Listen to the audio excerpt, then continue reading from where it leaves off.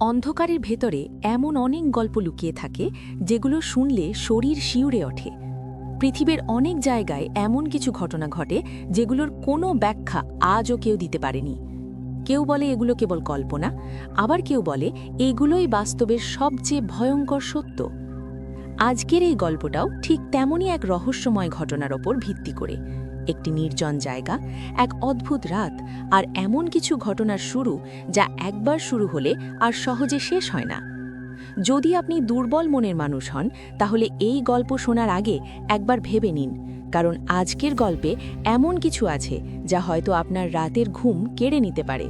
তাহলে আলো নিভিয়ে মন শক্ত করে বসে পড়ুন, কারণ এখন শুরু হতে যাচ্ছে আজকের ভয়ঙ্কর গল্প।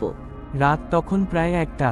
অভির ঘুম আসছিল না। সে মোবাইল নিয়ে বসেছিল।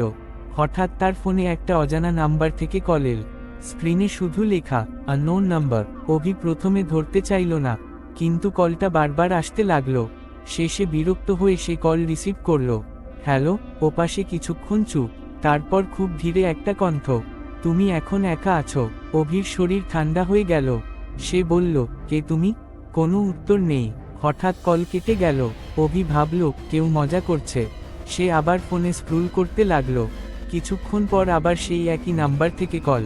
সে এবার রিসিভ করল না, কিন্তু ফোনটা নিজে থেকেই রিসিভ হয়ে গেল। স্ক্রিনে দেখা গেল কল কানেক্টেড। অভি ভয় পেয়ে গেল। ওপাশ থেকে আবার সেই কণ্ঠ, কল কেটে লাভ নেই। অভি দ্রুত কল কাটার চেষ্টা করল, কিন্তু কাটা যাচ্ছে না। সে ফোন বন্ধ করতে গেল। ফোন বন্ধ হচ্ছে না। স্ক্রিনে শুধু একটা লাইন, কল ইন প্রোগ্রেস। ওপাশের কণ্ঠ এবার একটু জোরে, তুমি আমাকে চিনো না? অভি কাঁপতে কাঁপতে বলল, না। হঠাৎ ফোনের স্পিকার থেকে একটা অদ্ভুত শব্দ এল, যেন কেউ হাঁটছে, ধীরে ধীরে কাছে আসছে। অভি চারপাশে তাকালো। ঘরে কেউ নেই, কিন্তু ফোনের ভেতরের শব্দটা যেন বাস্তবে শোনা যাচ্ছে। টপ টপ টপ। অভির বুক ধড়ফড় করতে লাগলো। সে বিছানার কোণে বসে পড়ল। হঠাৎ ফোনের স্ক্রিনে ক্যামেরা অন হয়ে গেল। সে নিজের ঘর দেখতে পেল, কিন্তু স্ক্রিনে একটা জিনিস আলাদা। তার পিছনে একটা ছায়া দাঁড়িয়ে আছে। অভি ধীরে পিছনে তাকালো, কেউ নেই। আবার স্ক্রিনে তাকালো, ছায়াটা আরো কাছে এসেছে। অভি চিৎকার করল। ওপাশ থেকে কণ্ঠটা হাসল, আমি তো বলেছিলাম তুমি একা নও। অভি ফোনটা ছুঁড়ে ফেলল, কিন্তু ফোনটা নিজে থেকেই আবার তার সামনে চলে এল। স্ক্রিনে লেখা, ডোন্ট ডিসকানেক্ট। ছায়াটা এখন একদম তার পেছনে।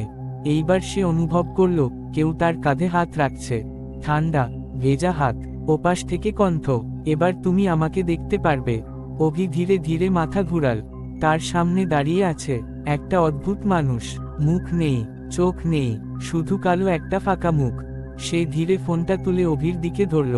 স্ক্রিনে দেখা গেল অভি দাঁড়িয়ে আছে, কিন্তু তার চোখ দুটো কালো। লোকটা বলল, এবার তুই ফোন করবি।